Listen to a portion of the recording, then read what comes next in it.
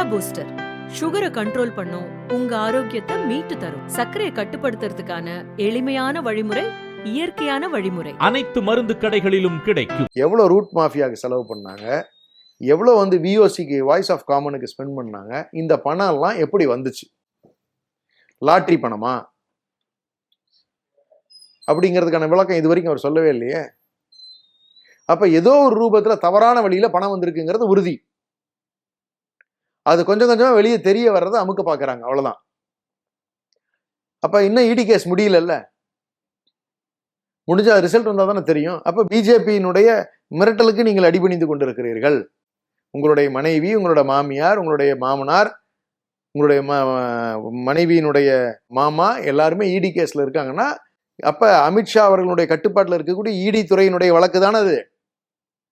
அப்ப நீங்க யாருக்காக வேலை பார்த்திருக்கீங்க? அப்ப நீங்க செஞ்ச வேலைகள் அத்தனையுமே பிஜேபியினுடைய கையாளாக இருந்து நீங்க இந்த வடிவமைச்சிருக்கீங்க, இந்த பொய்ய பரப்புரைய செஞ்சிருக்கீங்க. அப்ப விசிகேல நீங்க வேலை பார்த்ததுமே கிட்டத்தட்ட சொல்லணும்னா ஐடிவிங்க ஹேண்டில் பண்ண வகையில டேட்டா பேஸ் ஃபுல்லா நீங்க விசிகேவினுடைய டேட்டா பேஸை நீங்க திருடி இருக்கீங்க. அந்த டேட்டா பேஸை திருடின வகையில தான் வந்து உங்களுக்கு விசிகேவினுடைய வாக்கு வங்கியை நீங்க கைப்பற்றி இருக்கீங்க. அவங்களெல்லாம் நீங்க வேலை பார்க்க விடாம பார்த்துருக்கீங்க. திமுகக்காக இன்ஃப்ளூயன்ஸ் பண்ணியிருக்கிறீங்க. இதுலதான் திருமாவளவன் மிரண்டு போயிருக்காரு. திருமாவளவன் அவங்களை தவிர்க்க முடியாம இழுத்து பிடிக்கிறது காரணம் எங்களுக்கு தெரியாதா என்ன? அப்ப ஆதவ அர்ஜுனா என்கிறவர் மிகப்பெரிய கிரிமினலாக வேலை பார்த்திருக்கிறார். மிகப்பெரிய குற்ற பின்னணிகளுக்கு சொந்தமாக இருக்கிறார். அவர் கையில் இன்னைக்கு இவ்வளவு அமைச்சரவைகளை நீங்க கொடுத்து நீங்க பாக்குறதுங்கிறது உங்களுடைய எண்ணங்களை காட்டுகிறது. விஜய் அவர்களுக்கு இதை பத்திலாம் கவலை இல்லை. 118 எம்எல்ஏ இருந்தா போதும், ஆட்சியில இருந்தா போதும், யார் என்னமோ திருடிக்கங்க, யார் என்ன தப்பு வேணாலும் பண்ணிக்கங்கிற மனநிலையில போகுது. யார் என்ன வேணாலும் மிரட்டிக்கங்க, எனக்கு தேவை ஆட்சி. அப்போ ஒரிஜினல் முதலமைச்சரா விஜய் இல்ல, ஆதவ அர்ஜுனா தான் இருக்காருன்னு சொல்ல வரீங்களா? அப்படிதான் அர்த்தம். ரெண்டாவது, இவ்வளவு குற்ற பின்னணி இருக்கக்கூடியவரை நீங்க எப்படி நீங்க அமைச்சரவையில வச்சிருக்க முடியும்? நியாயமானவனா இருந்தா நீங்க வச்சிருக்கிற ஃபைனான்ஸ் மினிஸ்டர் தான் இந்தியாவே சிரிச்சிருச்சே. நீங்க அவரு அந்த வீட்டுல பூந்து அடிச்சதெல்லாம் என்ன வீடியோ மறைஞ்சிருமா என்ன? நீங்க வச்சிருக்கிறதே குற்ற பின்னணி உள்ளவர்களை தானே உங்களோட வச்சிருக்கீங்க. எப்படி இவங்க சமுதாயத்தை சரியா வழி நடத்துவாங்கன்னு நீங்க எதிர்பார்க்க முடியும்? இவங்க முறையா நடந்துக்குவாங்கன்னு எப்படி எதிர்பார்க்க முடியும்? 107 பேர்ல 41 பேர் மேல கடுமையான வழக்குகள் இருக்கு. இதுக்கு என்ன பதில் சொல்லுவாரு? மக்களை ஏமாத்தி ஓட்டு வாங்கிட்டீங்க, ஒரு ஆட்சி மாற்றம் வந்துருச்சு, அதற்கான பலனை மக்கள் தினந்தோறும் களைச்சு போயிருக்காங்க, வருத்தத்துல இருக்காங்க, ஓட்டு போட்டுட்டோமே, இது என்னடா இப்படி தப்பு பண்ணிட்டோமேன்னு நினைக்கிற நிலைக்கு நகர்ந்துகிட்டு இருக்கு. இதை தான் எங்களுடைய தலைவர்கள் சொன்னாங்க. இது புரட்சியாக மாறுவதற்கும் வாய்ப்பு இருக்கு. மக்கள் களைத்திருக்கிறார்கள். 3 மாசம் கூட நிலைக்காதுன்னா அவரே என்னால முடியலன்னு ரிசைன் மட்டும் போகலாம். இல்ல ஒன்றிய அரசு இங்க குற்றங்கள் அதிகமாச்சுன்னா நாளைக்கு கவர்னர் ரெக்கமெண்டேஷன்ஸ் வரலாம், ஏதாவது பிரச்சனைகள் பெருசா வரலாம். அந்த அணுகுமுறையில சொன்னா எங்களுக்கு கலைக்கிற நோக்கம் இல்லை, நாங்க கலைப்புக்கு போக மாட்டோம், அப்படிப்பட்ட வேலைகளை பார்க்க மாட்டோம். ஏன்னா எங்களுடைய நோக்கம் அது அல்ல. உங்களை ஆள விட்டுருக்கிறோம். ஆனால் நடக்கக்கூடிய தவறுகளை சொல்லாம இருக்க முடியாது. இப்ப இந்த குற்றங்கள் எல்லாமே நடக்கிற மாதிரி தானே சொல்றோம். நாங்க ஒன்றும் சேர்த்தியெல்லாம் சொல்லலையே. அதை சொல்லக்கூட கூடாதா என்ன? சட்டம் ஒழுங்கு பிரச்சனையெல்லாம் தினந்தோறும் இருக்கக்கூடிய பிரச்சனைக்கு 6 மாசம் வெயிட் பண்ணலாம்னு சொல்ல முடியுமா என்ன? இப்போ ஒரு பாலியல் வன்கொடுமை நடக்குது, 6 மாசம் பொறுத்துக்குமா? இது மாதிரி நிறைய நடக்கும், அப்புறமா நம்ம அதை பத்தி பேசலாம்னு சொல்ல முடியுமா என்ன? ஒரு கொலை நடக்கின்ற பொழுது, குற்றச்செயலில் நடக்கின்ற பொழுது எல்லாம் கொஞ்சம் பொறுத்துக்குங்க, கொஞ்சம் கொலை தான் நடக்கும், அதுக்கப்புறம் பார்த்துக்கலான்னு சொல்ல முடியுமா என்ன? ஏங்க குவாரியெல்லாம் மூடிடுவாங்க, அப்புறம் பார்த்துக்கலான்னு சொல்ல முடியுமா என்ன? சமுதாயம் பாதிக்கப்படுகிறது. அப்ப அதை பேசித்தான் ஆகணும், சொல்லித்தான் ஆகணும். அந்த மனநிலை தான் நாங்க சொல்ற மேலேயே உடனே கலைச்சிருவாங்க. உடனே தயவு செஞ்சு மறுபடியும் ஒரு டிவி எங்கேயாவது மேடையை போட்டு அழுவாதீங்க சிஎம் சார்.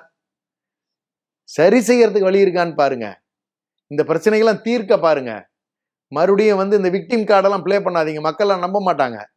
மேடையை போட்டு மறுபடியும் இன்னொரு முறை அழுதிங்கன்னா சிரிப்பாங்க, நீங்க காமெடி பீஸ் ஆயிடுவீங்க.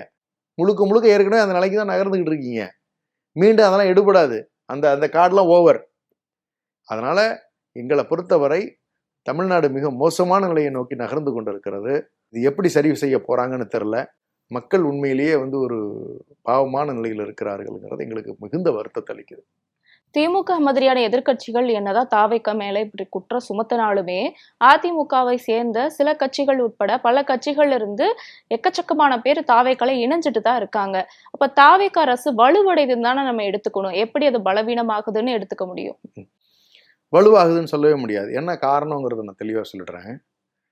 முழு நேர அரசியல் ஈடுபடுகின்றவர்கள் ஒரு 6லிருந்து 5% இருக்கக்கூடியவர்கள் தான் மொத்த சமுதாயத்தில் முழு நேர அரசியல் இருக்கக்கூடியவர்கள்.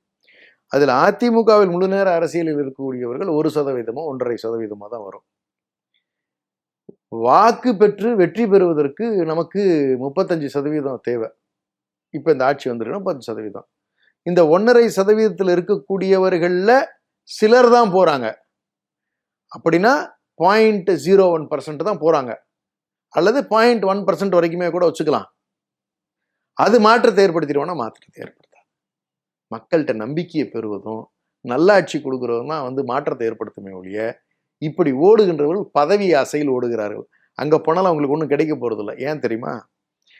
அங்கே இன்னைக்கும் நம்பர் 2 பொசிஷனில் ஆதவ அர்ஜுனாவை தான் வச்சுருக்காங்க. செங்கோட்டையனே 4வது இடத்துல தான் இருக்காரு, வேறு கட்சியிலேருந்து வந்தவர். அதனால் போய் முன்னுரிமை கிடைக்குமானலாம் கிடைக்காது. வேற யாரையும் பெரிய அளவில் அவங்க சேர்த்திக்கவும் இல்லை. சேர்த்திக்கிட்டாலும் எந்த பொறுப்பும் கொடுக்கல. அதனால் ஓடுகின்றவர்கள் ஏமாற போகிறார்கள். அதிமுகவில் இருந்தாவது பெத்த வீட்டில் உரிமையோடு இருந்த ஃபீலிங்கில் இருக்கும். ஓடி போய் ஒரு இடத்துல இருந்தாங்கன்னா இதனுடைய விளைவுகள் ரொம்ப அசிங்கமாக தான் இருக்க போகுது அவங்களுக்கு. இதனால் பெரிய அரசியல் மாற்றம் வருமானா என்னை பொறுத்த வரைக்கும் வராதுன்னு நான் பார்க்குறேன். நாங்கள் எப்படி ஜெயிச்சோம் தெரியுமா? 108 தொகுதிகளில் சாதாரண இளைஞர்களை வைத்து நாங்கள் ஜெயிச்சிருக்கிறோம். நாங்கள் புரட்சி செஞ்ச ஒரு புரட்சியும் கிடையாது. அவர் திமுகவை சொல்றாரு. திமுக ஏன் தோத்துச்சுன்னு திமுக சுய பரிசோதனை பண்ணிக்கணும்னு பாக்குறாரு. நான் ஒன்னே ஆதவ அர்ஜுனாக்கு இந்த தொலைக்காட்சியின் வாயிலா சொல்றேன், நீங்க எப்படி ஜெயிச்சீங்க நீங்க போய் சுய பரிசோதனை பண்ணுங்க. நீங்க மக்கள் கிட்ட போயிட்டு இப்ப சுய பரிசோதனை பண்ணுங்க. மக்கள் கிட்ட போயிட்டு வாக்களித்த மக்களையே நீங்க தேர்ந்தெடுத்து எதுக்குங்க ஓட்டு போட்டீங்க தாவேக்காக்குன்னா, என் குழந்தை சொல்லிச்சு போட்டேன், அதாவது விசிலுக்கு போட சொல்லி என்னுடைய குழந்தை சாப்பிடாம இருந்துச்சு அதுக்காக போட்டேன், என் குழந்தை வருத்தப்படக்கூடாது என்பதற்காக என் வாக்குகளை செலுத்தினேனே தவிர்த்து, விஜய் என்பவர் ஒரு புரட்சி, அதாவது விஜய் என்பவர் ஒரு சுதந்திர போராட்ட தியாகி, விஜய் என்பவர் வானத்திலிருந்து சக்திமான் மாதிரி தூக்கிட்டு போற ஒரு சூப்பர்மேன் அப்படின்லாம் சொல்லிட்டு போடல. எங்கள் குழந்தைங்க எதிர்பார்த்துச்சு அதனால போட்டோம். அதே மாதிரி இவர்கள் ஒரு அந்த ரூட் மாஃபியா வச்சு நிறைய பண்ணிட்டாங்க, அதனால வெற்றி பெற்றுமே தவிர்த்து ஆதவ அர்ஜுனா அவர்களுக்கு ஆதவ அர்ஜுனாவுடைய வயது எங்களுடைய தலைவருடைய அனுபவம் கூட ஆதவ அர்ஜுனாவுடைய வயது கிடையாது. அப்பேற்பட்ட தலைவரை கொண்டுள்ள இயக்கம் திராவிட முன்னேற்ற கழகம். அவர் ஸ்டேஜ் போட்டு ஒரு அமைச்சர் மாதிரி நடந்துக்கணும், உங்களுக்கு மக்கள் வாக்களிச்சிருக்காங்க, நீங்க அமைச்சராக்கி அதை நாங்க மதிக்கிறோம். ஒரு ஸ்டேஜை போட்டுட்டு திமுகவை திராவிட முன்னேற்ற கழகம் எப்பேற்பட்ட ஒரு இயக்கம், அந்த இயக்கத்தை பார்த்து நீங்க அது ஒருமையில பேசுறது, அண்ணன் உதயநிதி அவர்களை பத்தி பேசுவது, எங்களுடைய தலைவர் அவர்களை பற்றி பேசுவது, ஏதோ இந்த குழந்தைகளை வைத்து நீங்கள் ஆட்சிக்கு வந்துட்டீங்க, இது நிலையானது இல்லை. இன்னைக்கும் சொல்றேன், நிலையானது கிடையாது. இது என்னைக்குனாலும் கவிழும் கவிழ்க்கப்படும். நான் பிரிச்சு கூட இது கவிழும் கவிழ்க்கப்படும். ஏன்னா நீங்க ஒரு தூய ஆட்சியை தரேன் சொல்லிட்டு நீங்க சொல்றது பாரு கவிழ்க்கப்படும்னா, இப்போ உள்ளாட்சி தேர்தலுக்கும் எம்பி எலெக்ஷனுக்கு இப்பயே ஆளு ரெடி பண்ணிட்டாங்களே, எப்படி கவிழுங்கிறத கேள்வி. உள்ளாட்சி தேர்தல் இஸ் டிஃபரெண்ட் மேம். உள்ளாட்சி தேர்தலையும் நீங்க சட்டமன்ற தேர்தலையும் ஒன்னா வச்சு பார்ப்பதற்கு முடியாதுன்னு நான் நினைக்கிறேன். சேர்த்து ரெடி பண்ணி விழுந்த வாக்குகள், அந்த விழுந்த வாக்காளர்கள்ல 10% பேர் இல்ல 5% பேர் கூட கேண்டிடேட் பேரு தெரியாது. அவங்களுக்கு குழந்தை சொல்லிச்சு விஜய் முதல்வர் ஆகணும்னு போட்டாங்க. உள்ளாட்சி தேர்தல் அந்த ஃபார்முலா ஒர்க் அவுட் ஆகாது. ஏன் சொல்றேன்னா, உள்ளாட்சி தேர்தலில் இப்போ எனக்கு தெரிஞ்ச வரையில இப்ப காஞ்சிபுரத்துல ஒரு ஏரியா இருக்குன்னு வச்சுங்களேன், அந்த ஏரியால திமுக காரர்கள் திமுக நிர்வாகிகள் காலங்காலமாக அங்க இருக்கிற மக்களுக்கு நல்ல பல திட்டங்களை செஞ்சுட்டு வருவாங்க. வெயில் காலமா தண்ணீர் பந்தல் கொடுப்பாங்க, தண்ணீர் பந்தலை அமைப்பாங்க. குளிர்காலமா இது மழை வெள்ள காலமா, நீங்க தெரியும் எதிர்கட்சியா திமுக 2015 பெரும் வெள்ளம், அம்மையார் ஜெயலலிதா அவர்கள் ஹெலிகாப்டர்ல போய் பார்த்தாங்க, மக்களை நேரடியா சந்திக்கல. அன்னைக்கு எதிர்கட்சி தலைவராக இருந்த, அன்னைக்கு எதிர்கட்சி கூட இல்ல, 2015 அதாவது 3வது இடம் பிடித்தது. அப்போ அன்றைய எங்களுடைய இன்றைய தலைவராக இருக்கக்கூடிய அண்ணன் முத்துவேல் கருணாநிதி ஸ்டாலின் அவர்கள் எல்லா பகுதிக்கும் நேரடியா சென்று பார்த்து எல்லாருக்கும் எங்களுடைய கட்சி சார்பா அதாவது நலத்திட்ட உதவிகளை தந்தோம். அப்படி களத்துல உள்ளாட்சி தேர்தலை பேஸ் பண்ணி எப்படி பார்ப்பாங்கன்னா, இது மக்கள் அங்க இருக்கிற லோக்கல் அங்க எப்படி நமக்கு வேலை செய்யறாங்க அப்படின்னு பார்ப்பாங்க. உள்ளாட்சி தேர்தலில் ஆதவ அர்ஜுனா சொல்றாரு, நாங்க உள்ளாட்சி தேர்தலில் பாருங்க எல்லா மேயர் பதவிகளை நாங்க தான் பிடிப்போம் அப்படின்னு சொல்லிட்டு நீங்க வந்து சட்டமன்ற தேர்தலில் எதிரி யாருன்னு தெரியாத திமுக களமாடியது உண்மைதான், நாங்க ஒத்துக்கிறோம். எதிரி யாருன்னு எதிரியா நாங்க உங்களை நினைக்கல, நீங்க அதுல அசால்ட்டா வந்துட்டீங்க. இன்னைக்கு திமுகக்கு எதிரி யாருன்னு தெரியும், எங்க கூட இருந்து துரோகம் பண்ணிட்டு போன துரோகி யாருன்னு தெரியும். எதிரியும் துரோகியும் ஒண்ணு சேர்ந்திருக்கிறீங்க. அந்த ஒண்ணு சேர்ந்த எதிரி துரோகி கூட்டத்தை திமுக வீழ்த்தும் தூரம் வெகு தொலைவில் இல்லை. ஏன் ஆட்சி நீடிக்கும் நான் சொன்னா, இப்போதைக்கு அது வந்து ஒரு அங்கா இருக்கு. அதாவது ஒரு மேஜர் வந்துருச்சு, அதாவது ஒரு 150 ஜெயிச்சிருச்சு. போன முறை வந்து திமுக ஜெயித்த அளவுக்கு மக்கள் வந்து வாக்களிக்கல. யாதவர்ஜுனா சொல்றாரு 35% பேர் தாவேக்கா வரணும்னு வாக்களித்து இருக்கிறார்கள். யாதவர்ஜுனா 65% பேர் தாவேக்கா வேணான்னு வாக்களிச்சிருக்காங்க. நீங்க அதையும் பேசணும். தாவேக்கா வேணும் என்று வாக்களித்தவர்கள் இவ்வளவு பெரிய இம்பாக்டை கிரியேட் பண்ணி குழந்தைகள் கிட்ட நீங்க போனப்பையும் 35% தான் உங்களுக்கு வாக்கு விழுந்திருக்கு. அதை நீங்க வந்து எப்பயுமே மைண்ட்ல வச்சுக்கணும். நீங்க வேணான்னு சொல்லி தமிழ்நாட்டில் இருக்கக்கூடிய 65% பேர் தாவேக்கா வேணா, விஜய் வேணா, இந்த கும்பல் வேணா, இந்த நடிக்கிற கும்பல், போலி கும்பல் வேணான்னு முடிவு எடுத்திருக்கிறாங்க. அதை தான் நான் இன்னைக்கும் சொல்றேன். திஸ் இஸ் நாட் வந்து மெஜாரிட்டி கவர்மெண்ட் கிடையாது, திஸ் இஸ் மைனாரிட்டி கவர்மெண்ட். இது எப்பனாலும் கவிழும். ஏன் நான் கவிழும் நான் ஏன் சொல்றேன்னா, சட்டம் ஒழுங்கு இன்னைக்கு சந்தி சிரிக்குது. நேற்றைக்கு ஆதவர்ஜுனா ஸ்பீச்ல சொல்றாரு, நாங்க 30 வருஷ பிரச்சனைய தீர்க்க முடியாத பிரச்சனைய 30 நாள்ல தீர்த்திருக்கணும். தயவு செய்து என்னத்தை தீர்த்தீங்கன்னு சொல்லுங்க. ஆனா ஒரு சாதனை பண்ணிக்கிறாங்க மேம். அது வந்து 476 கோரிக்கைகளை 1.5 மணி நேரத்துல நேற்று முடிச்சிருக்காங்க. அப்படி கால்குலேட் பண்ணி பார்த்தா 5 செகண்டோ 10 செகண்டோ வருதுன்னு நினைக்கிறேன். ஒரு பிரச்சனைக்கு 10 செகண்ட் நம்ம போட்டோம்னா, ஒருவேளை எதனா ரோபோட்டிக்ஸா ஏதாவது வச்சிட்டு இருப்பாங்களா? அதாவது விஜய வந்து அதாவது இவருக்கு கொளத்தூர்ல ஜெயிச்ச விஎஸ் பாபு விஜய் மாதிரி ஒரு அதாவது ஒருத்தர் வந்து ரெடி பண்ணி விஜய் மாதிரி மேக்கப் போட்டு விஜய் மாதிரி கோட் ஷூட் போட்டு அவர் வந்து நன்றி சொல்றதுக்கு போறாரு. அந்த மாதிரி ஏதாவது ரோபோட்டிக்ஸ் ஏதாவது வச்சுட்டு இருப்பாங்களா? ரோபோ ஏதாவது வச்சு வந்து தலைமைச் செயலகத்துல ஏதாவது பண்றாங்களான்னு தெரியல. 476 விஷயத்த 1.5 மணி நேரத்துல அத்தனை கோரிக்கைகளையும் அனலைஸ் பண்ண முடியுமே. ஆனால் ஒருவேளை அந்த மாதிரி ஏதாவது பண்ணியிருக்காங்களான்னு சொல்லி இன்னும் 30 வருஷ பிரச்சனையே 30 நாள்ல நீங்க வந்து கொண்டு வந்து தெரியல. ஒண்ணு 5 வருட காலமாக சட்டம் ஒழுங்கை பாதுகாத்து வந்த சட்டம் ஒழுங்கை சந்தி சிரிக்கும் நிலைக்கு தாவேக அரசாங்கம் கொண்டு போய் சேர்த்திருக்கிறது. இன்றைக்கு கஞ்சா புழக்கம் அதிகமாயிருக்கிறது, பெண்களுக்கு எதிரான குற்றங்கள் அதிகமாயிருக்கிறது. இதற்கு காரணம் இந்த கையாளாகாத ஒரு பத்திரிகையாளர்களை கூட சந்திக்க வக்கு இல்லாத, தகுதி இல்லாத முதல்வராக இன்றைக்கு தமிழ்நாட்டின் முதல்வராக அரியணையிலே அமர்ந்திருக்கக்கூடிய சி ஜோசப் விஜய் என்னும் நபரால் தமிழ்நாடு சந்தி சிரிக்கிறதே தவிர்த்து இவரால் தமிழ்நாடு வளர்ச்சி பெற்றது. 30 நாள்ல முகாம் போட்டு அடித்து விட்டோம், சதம் அடித்து விட்டோம் சொல்ற அளவுக்கு எதுவுமே கிடையாது. லாட்டரியில வந்து உங்களுக்கு இவ்வளவு கோடி கோடியாக வருமானம் வருது இல்ல, அப்புறம் ஏன் நீங்க வந்து அரசியலுக்கு வர்றீங்க? லாட்டரி விக்கிறதோட நிறுத்திக்கலாம்ல, அப்புறம் ஏன் அரசியலுக்கு வர்றீங்க நீங்க? அப்ப அதை விட உங்களுக்கு இதுல லாபம் அதிகமா இருக்கு, அந்த திட்டத்தோட நீங்க வர்றீங்க இல்லையா? இன்னைக்கு வந்து குவாரிகள் எல்லாம் வந்து பாத்தீங்கன்னா எம்சாண்டு இதெல்லாமே வந்து யூனிட்டுக்கு 500 ரூபாய் 400 ரூபான்னு சொல்லிட்டு அதிகமாக்கியிருக்காங்க திடீர்னு.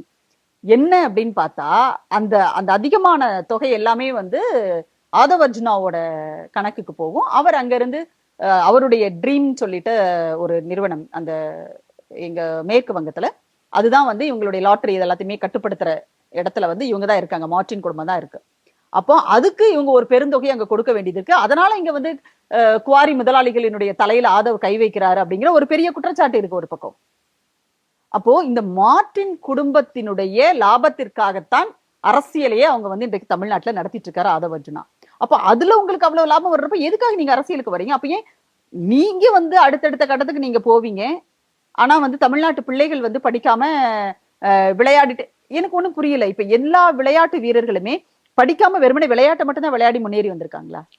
அவங்க ஏதாவது ஒரு டிகிரியை முடிச்சிருக்கணும்ல, அப்பதானே அவங்க அந்த விளையாட்டு அடிப்படையில் ஒரு தகுதிக்கான வேலைக்கு கூட அவங்களால போக முடியும். அப்போ ஒரு தவறான செய்திகளை தப்பும் தவறுமாக வாய்க்கு வந்ததை வளர்றது, ஏன்னா ஒரு இளவும் தெரியாது சரியா? ஆள் வளர்ந்த அளவுக்கு அறிவு வளரணும்னு சொல்லுவாங்கல்ல, பட்டுக்கோட்டையார் பாடினார்ல, ஆளும் வளரணும் அறிவும் வளரணும் அதுதான்டா வளர்ச்சின்னு பட்டுக்கோட்டை பாடினாரு. ஆனா இவர் ஆள் தான் வளர்ந்திருக்காரே தவிர அறிவு வளரல. இப்படி ஒருவேளை அறிவு வளர்ந்திருந்தா இப்படி பேசி இருக்க மாட்டாருல்ல இல்லையா? படிக்கிறதுக்கு ஒவ்வொருத்தரும் கடனை உடனே வாங்கி படிக்க வைக்கிறாங்கங்க. கல்வி கடன் அப்படின்ற ஒரு விஷயமே எதுக்காக வந்துச்சு? அதாவது தமிழ் மரபுல வந்து கற்கை நன்றே கற்கை நன்றே பிச்சை புகினும் கற்கை நன்றே, நீ பிச்சை எடுத்தாவது படின்னு சொன்ன சமூகம் தமிழ் சமூகம். இங்க வந்துகிட்டு கல்வி முக்கியத்துவம் கிடையாது, கல்விக்கு முக்கியம் வந்து உங்களுக்கு முக்கியம் கிடையாது, கல்வியால மட்டுமே ஒரு சமூகத்தை வந்து கட்டமைச்சிட முடியாது. இதெல்லாம் வந்து என்ன சொல்றது, அறிவுகட்டத்தனமான பேச்சு மட்டும் கிடையாது, ஆணவத்தோட உச்சியில நின்னு அவர் திமிர் எடுத்து போய் பேசியிருக்காரு. குதிரை பேரம் எங்க கட்சியில நடக்கவே இல்ல, வேணா எங்க வீட்டுக்கு ரைடு கூட விட்டு பாத்துக்கோங்க அப்படின்னு அமைச்சர் ஆதவர்ஜுனாவும் சொல்லியிருந்தாங்க, மரகதமும் சொல்லியிருந்தாங்க. குதிரை பேரம் நடக்கவே இல்லையா தாவேக்காக்குள்ள? இல்ல, தமிழ்நாட்டில் குதிரை பேரம் அப்படிங்கிறதையே வந்து தாவேகா ஆட்சிக்கு வந்ததுக்கு அப்புறம் தான் மக்களுக்கே அது வந்து தெரிய ஆரம்பிச்சிருக்கு. ஏன்னா மற்ற மாநிலங்கள நம்ம பார்த்திருக்கோம், பாஜக வந்து எம்எல்ஏக்களை விலைக்கு வாங்குவது, எம்பிக்களை விலைக்கு வாங்குவது, இது எல்லாத்தையும் நடந்தது. அதை பற்றியெல்லாம் பெரிய பெரிய விவாதங்களாக நாமெல்லாம் பேசிட்டு இருந்தோம். பாருங்க எப்படி பண்றாங்க, இப்படி பண்றாங்க. கோவால வந்து ஆட்சி அமைக்கிறதுக்கான வாய்ப்புகளே இல்லாதப்ப கூட அங்கிருந்து காங்கிரஸ் பக்கத்துல இருந்து எல்லா எம்எல்ஏக்களையும் விலைக்கு வாங்கி பாஜக வந்து ஆட்சி அமைச்சிட்டாங்க. எப்படி எல்லாம் பண்றாங்க பாருங்க. இதுக்காக அவங்க கோடிக்கணக்குல வந்து தேர்தல் பத்திரங்கள் மூலமாக, நிதி பத்திரம் மூலமாக காசு கோடிக்கணக்கில் சேர்த்து வச்சதே என்ன எதுக்குன்னா, இந்த மாதிரி எம்எல்ஏக்களை எல்லாம் விலைக்கு வாங்கி பாஜக வெற்றி பெறாத மாநிலங்களில் கூட பாஜக ஆட்சி அமைக்கிறதுக்காக தான் சொல்லிட்டு நிறைய நம்ம பேசணும் இல்லையா.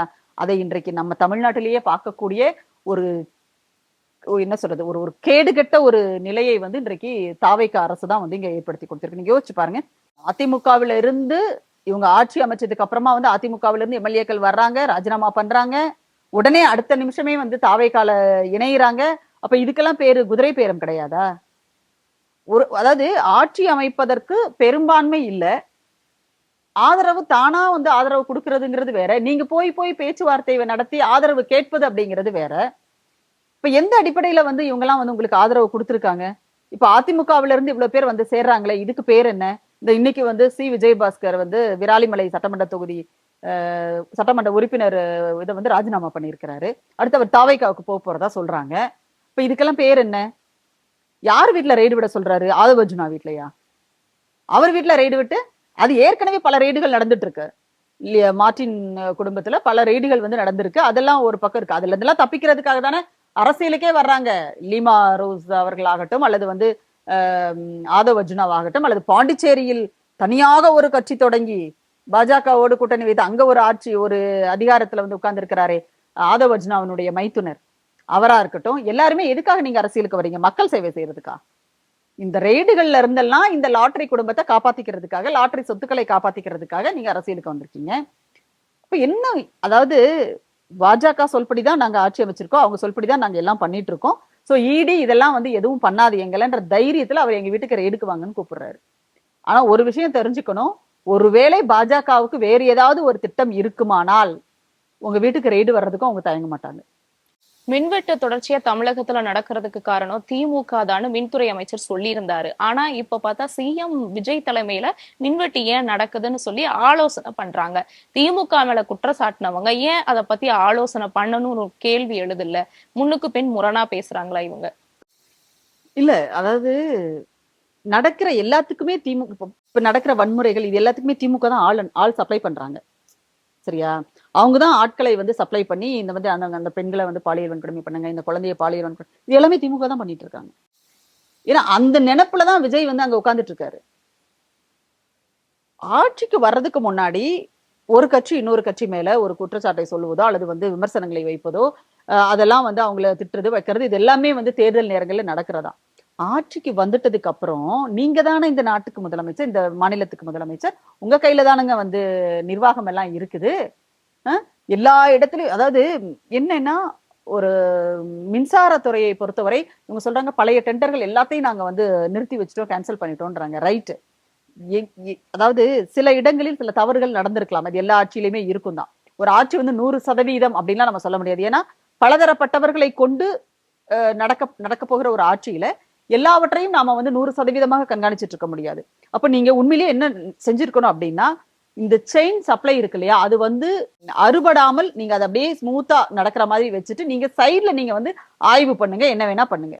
ஆனா இவங்க என்ன பண்றாங்க அப்படின்னா, மொத்தமாகவே வந்து மின் விநியோகமே பாதிக்கப்படக்கூடிய அளவிற்கு என்ன பண்றது ஏது பண்றதுன்னே தெரியாத அளவிற்கு சில வேலைகளை வந்து இவங்க செஞ்சுட்டு இருக்காங்க இல்லையா. அவர் அமைச்சர் நிர்மல்குமார் என்ன சொல்றாரு, இங்க வந்து டிரான்ஸ்பார்மர்ல இருக்கிற ஃபியூஸ் எல்லாம் வந்து புடுங்கிட்டு போயிட்டாங்க. யாரு? திமுக காரங்க வந்து புடுங்கிட்டு போயிட்டாங்க, அவங்களுடைய திருடிட்டு போயிட்டாங்க. ஹார்ட் டிஸ்க் திருடினது யாருன்றது நல்லாவே தெரிஞ்சு போச்சு. அவங்க ஏதோ காசு பணத்துக்காக வந்து திருடி போயிருக்காங்க, அடுத்த நிமிஷமே அது கிடைச்சிருச்சு. இந்த மாதிரி கேலி கூத்து, இந்த மாதிரி விஷயங்கள் எல்லாம் தாவேகா ஆட்சியில தான் நடக்குது இது. ஏன்னா அந்த அளவுக்கு அங்க வந்து அவங்களுக்கான நிர்வாக பாதுகாப்புகள் எல்லாம் அவங்க வச்சிருக்காங்க. இப்போ ஃபீஸ் கேரியரை பிடிங்கிட்டு போயிட்டாங்கன்னா எப்படிங்க அது? ஒரு டிரான்ஸ்ஃபார்மர்ல இருக்கிறத ஒரு இடத்துல நீங்க அந்த இதுல வந்து ஆஃப் பண்ணணும், அதுக்கப்புறம் தானே அதுல நீங்க கையே வைக்க முடியும். அதுவும் ராத்திரி போற கரண்ட்டுக்கு பகல்ல வந்து ஃபீஸ் கட்டையை பிடிங்கிட்டாங்க. யாரை குழப்பறதுக்காக இவ்வளவு வேலைகள் நீங்க பண்ணிட்டு இருக்கீங்க? மொத்தத்துல உங்களுக்கு எப்படி நிர்வாகம் பண்றதுன்னு தெரியல, எப்படி ஆட்சி நடத்துறதுன்னு தெரியல. ஆனா இப்படியே பேசி பேசி என்ன பண்ணுவாங்க அப்படின்னா, மொத்தத்தையும் வந்து மின்சார துறையவே வந்து நீங்க தனியார் மையத்துல கொண்டு போய் விட போறீங்க. இதுக்கு முன்னாடியே வந்து அதானியினுடைய பவர் நிறுவனம் சார்பாக வந்து பாத்துட்டு போயிருக்காங்க முதலமைச்சர் அப்படின்னு ஒரு செய்தியும் இருக்கு. அப்ப எதுக்காக வந்து பாத்துட்டு போனாங்க? அப்ப நீங்க இப்ப செய்யறதுக்கும் அதுக்கும் தொடர்பு இருக்கா இல்லையா? ஒரு துறையை வந்து தனியார் மயமாக்கணும்னு சொன்னா, ஒரு பொதுத்துறை நிறுவனத்தை, அந்த துறை நஷ்டத்துல போகுது, அந்த துறை ஒழுங்கா செயல்படல, அதனால வந்து அரசுக்கு பெரிய சுமை, இப்படியெல்லாம் வந்து ஒரு கட்டமைப்புகளை, ஒரு பொய்யான பிம்பத்தை உருவாக்கி அதுக்கப்புறமா அதை வந்து தனியார் மயமாக்குறது. இதுதான் பாஜக செஞ்சுட்டு இருக்கிற வேலை. அதுதான் இப்ப நீங்களும் செய்ய போறீங்க. அதற்கான வேலைகளை தான் இவங்க செஞ்சுட்டு இருக்காங்க. சிஎம் பேசுங்க சார், சிஎம் சார் பேசுங்க சார் அப்படின்னு அவங்களே சொல்ல ஆரம்பிச்சிட்டாங்க. அதனால நாங்கள் கொஞ்சம் வேடிக்கை பார்த்தாலே போதும், தமிழ்நாட்டு மக்களே அந்த பொய் முகமூடிகளை கிழித்து காட்டுவார்கள். ஆனா விஜய் அவர்கள் இத மறுப்பு தெரிவிக்காம, அவர் சைடு ஏதோ கண்டனம் தெரிவிக்காம அப்படியே அதை சைலண்டா என்கரேஜ் பண்றாரு. அதான் சொல்றேன், அவருக்கு பயம், எதற்கெடுத்தாலும் பயம். ஒரு வாக்கியத்தை எப்படி பேசுவது? சினிமால டயலாக் டெலிவரி சரியா பண்ணலைன்னா திரும்ப திரும்ப ரீடேக் போயிடலாம். ஆனா நேரடியாக பேசும்போது தப்பா ஒரு வார்த்தையை சொல்லிட்டா இருங்க இருங்க கட் பண்ணுங்க ரீடேக் போகணும் அப்படின்லாம் சொல்ல முடியாது இல்ல. அது தவிர அங்கே ஏடி இருந்து ப்ராம் பண்ணுவாங்க டயலாகை, அந்த மாதிரியும் யாரும் பண்ண முடியல. சட்டமன்றத்துல ஏமா அவர் அமைதியா உட்காந்துருந்தாரு? அங்க ப்ராம்ப்டர் யாரும் இல்லை, ஏடி யாரும் இல்லை சொல்லி கொடுக்கறதுக்கு, அல்லது டைரக்டர் இந்த அளவுக்கு இவ்வளோ எமோஷன் இருந்தா போதுங்க, நீங்க அதிகமா காமிக்கிறீங்க அப்படின்லாம் சொல்றதுக்கு யாரும் இல்லாதனால அப்படியே பிரம்ம பிடிச்ச மாதிரின்னு ஒரு வார்த்தையை சொல்லுவாங்கல்ல, அப்படி உட்கார்ந்தார். அந்த இடத்துல அவர் நினைச்சிட்டாரு கருப்பு கோட்டும் வெள்ளை சட்டையும் போட்டா தமிழ்நாடு முழுக்க அதை பத்தியே பேசுவாங்க அப்படின்னு. கருப்பு கோட்டும் வெள்ளை சட்டையும் போட்டு அதை பற்றி பேசுவதை விட தமிழ்நாடு கோவணம் கட்டாமல் இருக்க வேண்டும்ங்கிறதா முக்கியம். அதை பேச சொல்லுங்க. தொடர்ந்து விஜய் அவர்கள் சட்டமன்றத்துல இப்படி சைலண்ட் மோட்ல இருக்காரு, ஆனா ஸ்டேஜ்ல ஏறி இப்படி ஆக்ரோஷமா பேசுறாரு அப்படின்னு திமுக தரப்புல இருந்து விமர்சனமா வச்சாலும் அதை அவங்க பாசிட்டிவா பார்த்து, பாத்தீங்களா எங்க தலைமை வந்து இவ்வளவு மௌனமா இருக்காருன்னா அதுக்கு பின்னாடி வந்து அவர் ஏதோ வேலை பார்த்துட்டு இருக்காருன்னு அர்த்தம் அப்படின்னு அவரோட தாவேக்கா தொண்டர்கள் விஜய் அண்ணாக்காக இப்படி குரல் கொடுக்குறாரு. இதை பத்தி உங்க கருத்து என்ன? ஒரு விதையை நட்டு வச்சோன்னு வைங்களேன், எவ்வளோ நாளில் முளைச்சிரும்? 2 நாள், 1 வாரம், 10 நாள், 15 நாளுக்குள்ள முளைச்சிடும். விஜய் என்கின்ற விதையை நட்டு வைத்திருக்கிறார்கள் தமிழ்நாட்டில். தாவேக்கா கட்சியின் விஜய் என்கின்ற விதையை முதல்வர் நாற்காலியில் நட்டு வைத்திருக்கிறார். முளைக்கவே மாட்டேங்குது. என்ன செஞ்சிட்டு இருக்காரு? சட்டமன்றத்துல பேசல, இங்க பேசுறாரு. பாருங்க எங்க தலைவர் வேலை செஞ்சிட்டு இருக்க. என்ன வேலை செஞ்சீங்க காமிங்க. 2 இலை வந்திருக்கும் இந்நேரத்துக்கு, அப்படியே குறுத்து வந்திருக்கும். மண்ணுல இருந்து செடி அழகா முளைச்சு வந்திருக்கும். ஒண்ணுமே காணுமே. டிஃபன் பாக்ஸும் வெள்ளை கோட்டும் கருப்பு கோட்டும் தான் செய்தியா இருக்கே தவிர, திங்கள்ல இருந்து வெள்ளிக்கிழமை வரைக்கும் தான் தலைமைச் செயலகம் போறாரு. சனி ஞாயிறு என்ன பண்றாரு? அவர் தான் சைலண்ட் மோட்ல போறாரு. அவர் தான் தொடர்பு எல்லைக்கு அப்பால் இருக்கிறார். விஜய் தொடர்பு எல்லைக்கு அப்பால் இருக்கிறார். அதிமுகல இருந்து வந்து சேருகின்றவர்கள் கூட அவரோட 2ஆம் கட்ட தலைவர்களை பார்த்து தான் சேர்றாங்க. அப்படின்னா அது சேர்க்கையா? திமுகவில் வந்து சேருகின்றவர்களை எங்களுடைய தலைவர் நின்று வரவேற்க, அதுதான் முறை. கேட்டா உடனே நாங்க எல்லா முறையும் மாத்திடுவோம் அப்படிங்கிறாங்க. எல்லா முறையும் மாத்துங்க, நல்லதுக்கான மாற்றத்தை நாங்களும் ஏற்றுக்கொள்வோம். ஆனா கரண்ட் கட்டை ஏத்துக்கிறது, பெண்கள் மீதான வன்முறையை ஏற்றுக்கொள்வது, குழந்தைகள் மீதான வன்முறையை ஏற்றுக்கொள்வது, மக்களுக்கு இடர்பாடு. கிளாம்பாக்கத்துல இன்னைக்கு பஸ்ஸே வரல, வால்வோ பஸ் வரலன்னா அந்த முதலாளிகிட்ட போய் சொல்லுங்கன்னு ஒருத்தர் சொல்றாரு அந்த அமைச்சர்னா, இந்த மாதிரியான குறைபாடுகள் அல்லது அறியாமையை ஏற்றுக்கொள்ள வேண்டும்னு நீங்க எப்படி நினைக்க முடியும்? அதனால அந்த தாவேக்கா ரசிகர்கள், நீங்களே ஒரு இடத்துல போய் இந்த மாதிரி பிரச்சனையில மாட்டினீங்கன்னா தான் உங்களுக்கு தெரியும். நிச்சயமாக அந்த மாதிரி ஒரு சூழல் வரும் கூடிய விரைவில். 1 மாசத்துக்குள் கூட முளைக்காத ஒரு மொட்டை செடியாக, மொட்டை விதையாக விஜய் இருக்கிறார்ங்கிறத தமிழ்நாட்டு மக்கள் இப்ப பேசுறாங்க. அந்த நரேட்டிவை எப்படி மாத்துறீங்க? அந்த நரேட்டிவ் போயின்னு சொல்லுங்க பார்க்கலாம். சொல்ல முடியாது. இது உண்மையைத்தான் நாங்கள் உறக்க பேசுகிறோம்.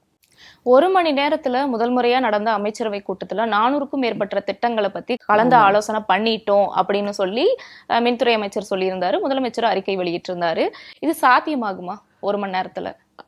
வேர்ல்ட்ஸ் ஃபாஸ்டஸ்ட் ரன்னர் அப்படின்னு ஹுசேன் போல்ட்ட சொல்லுவாங்க. 10 செகண்டுக்குள்ள 100 மீட்டர் ஓடுவார். அதை விட ஹுசேன் போல்ட்டை விட மிக வேகமாக ஓடுற ஒரு முதல்வர் நமக்கு வாய்ச்சிருக்காருங்கிறது அந்த அமைச்சரவை கூட்டத்துல தான் தெரிய வருது.